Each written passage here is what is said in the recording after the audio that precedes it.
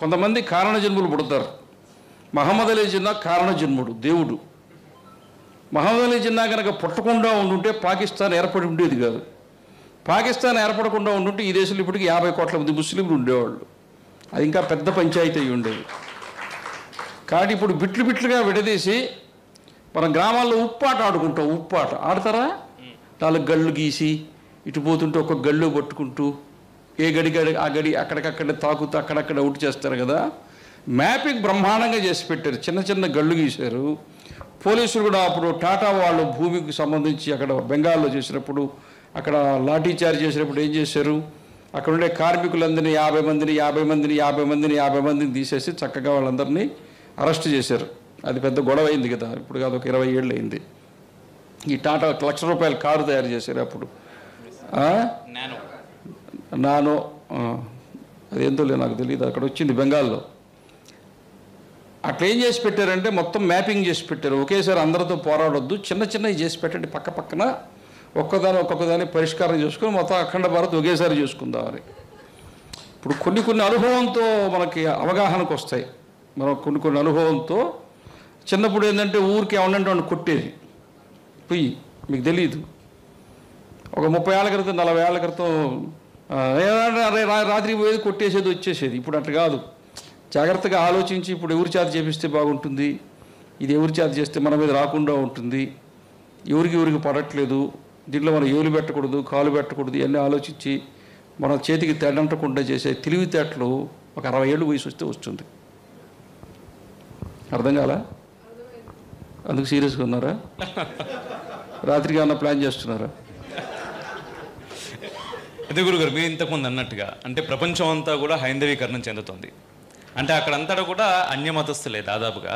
But ఇక్కడ మన దేశం విషయానికి వచ్చేసరికి హిందువులు చాలా అధిక మోతాదులో ఉన్నారు. అండ్ కొన్ని రాష్ట్రాల్లో మైనార్టీలుగా అవుతున్నారు. మీరు ఇంతకుముందు చెప్పినట్టుగా ఇందిరాగాంధీ గారు అన్నారు కదా, మెజారిటీ వాళ్ళతో కలిసి బతకండి అని. మన ఈ మైనార్టీలో అయినటువంటి హిందువులు ఎవరితో కలిసి బతకాలో అదొక ప్రశ్న. రెండవది, ఇక్కడ ఉన్నటువంటి హిందువులే చాలామంది ఇప్పుడు జై శ్రీరామ్ అనొద్దు అని ఒకడు అంటాడు. ఇంకోటి వచ్చేసి జై శ్రీరామ్ అనేటట్టు అసలు ఏది మీరు రాముడు ఏమన్నా మీ అయ్యనారా బాబు నాయన అనే టైప్లో మాట్లాడతారు. అంత స్వేచ్ఛ. వేరే వాళ్ళు మాట్లాడడం పక్కన పెట్టండి. అంటే ఇదంతా ఇటువంటి స్థితిలో ఒక సామాన్య హిందువు, మనకు అన్నీ మన రెఫరెన్స్ ఉన్నాయి, మనకు ఇబ్బంది లేదు. ఒకటి రావణాసురుడు హిందువు, హిరణ్యాక్షుడు హిందువు, హిరణ్యకశ్యపుడు హిందువు, దుర్యోధనుడు హిందువు, వీళ్ళందరూ హిందువులే. తప్పులేదు. వదిలిపెట్టావా? లేదు అసలు. కౌరవులు హిందువులు మాత్రమే కాదు, పాండవులకు స్వయంగా పాలుళ్ళు. ధర్మాన్ని నిలబెట్టాల్సి వచ్చినప్పుడు ఇక చూసేదేందని నువ్వేంది నేను చేసేటివే.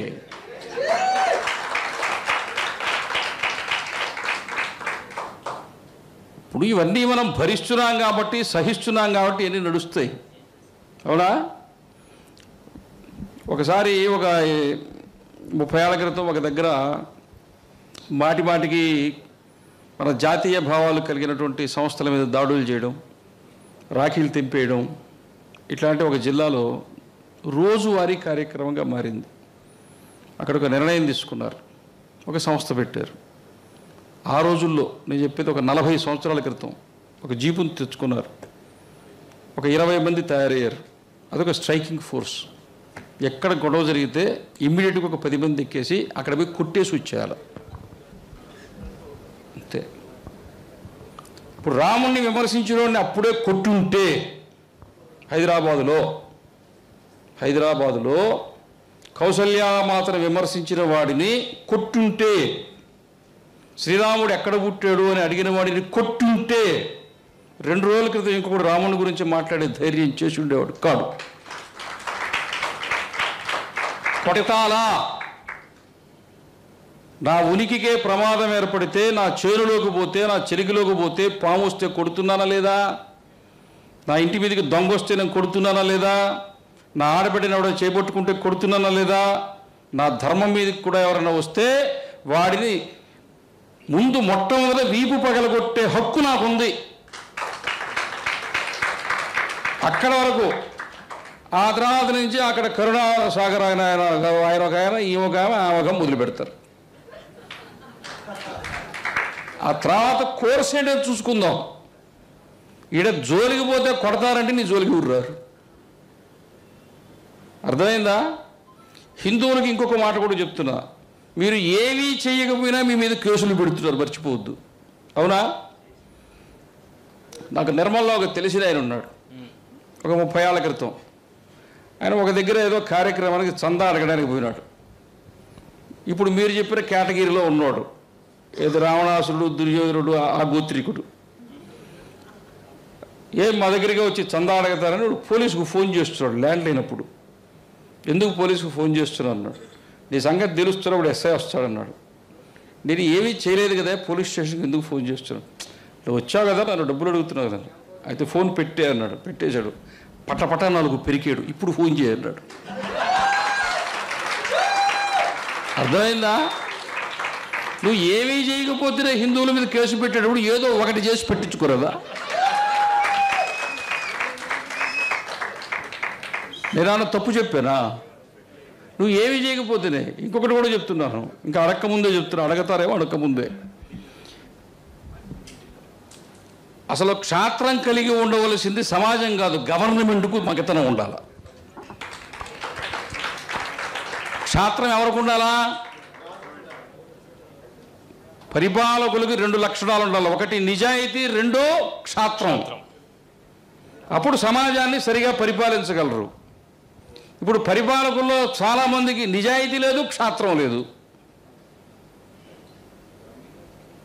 ఇప్పుడు ఎక్కడో కాశ్మీర్ బార్డర్లో అనంతనాగ్ దగ్గర నుంచి ఇంకా కొన్ని గంటల్లో ఒక అమ్మాయి అక్కడి నుంచి దాటి అవతలకి పోతుంది అనే సమయంలో గుంటూరు జిల్లాకి చెందిన అమ్మాయిని పోలీసులు వెనక్కి తీసుకురాగలిగిన స్థితిలో అంత ఉన్నతమైనటువంటి ప్రమాణాలతో పనిచేసే పోలీసు వ్యవస్థని ఈ దిక్కుమాల రాజకీయాలు ఎంత దారుణంగా దిగజార్చారో మీరు ఆలోచించండి. అవునా? వాళ్ళ కెపాసిటీస్ ఏంటి, వాళ్ళ ట్రైనింగ్ ఏంటి, వాళ్ళ వ్యక్తిత్వం ఏమిటి, వాళ్ళు చేయాల్సిన పని ఏమిటి, వాళ్ళని దేనికి ఉపయోగిస్తున్నారు? మొదటిది. 2, హిందువులు హిందువులు హిందువులు మీరు ఆలోచిస్తున్నారు కదా. ఈ రోజున హిందువుల మీద కేసులు ఎవరు పెడుతున్నారు? ప్రభుత్వమే. ఎవరి మెహర్బానీ కోసం? ఇద్దరి కోసం. అవునా? అవునా? అదే హిందువుల కోసం పనిచేసే ప్రభుత్వం వచ్చి ఉల్టా కేసులు పెడితే వాడు ఉంటాడా? వాడిని ఎందుకు కొట్టగలుగుతున్నాడంటే నిన్ను కొట్టినా వాడి మీద కేసు పెట్టట్లా, నీ ఊరేగింపు ఆపినా వాడి మీద కేసు పెట్టట్లా, నీ స్థలం ఆక్రమించి చర్చి కట్టించినా వాడి మీద కేసు పెట్టట్లా. కారణం ప్రభుత్వం వాడిని సమర్థిస్తున్నది. అవునా? అదే సమర్థన నాకిస్తే ఎక్కడెక్కడ అక్రమంగా నువ్వు చర్చిలు కట్టావో అన్నింటినీ రేపు ఉదయాన్నే నేను బీకేస్తా. నన్ను సమర్థించే ప్రభుత్వం నాకు కావాలా? నన్ను సమర్థించే ప్రభుత్వం నాకు కావాలంటే దేవుడు నాకు ఒక అవకాశం ఇచ్చాడు. ఏంటంటే ఇంక దేనికి పనికిరాదు, ఒక్కదానికి తప్ప.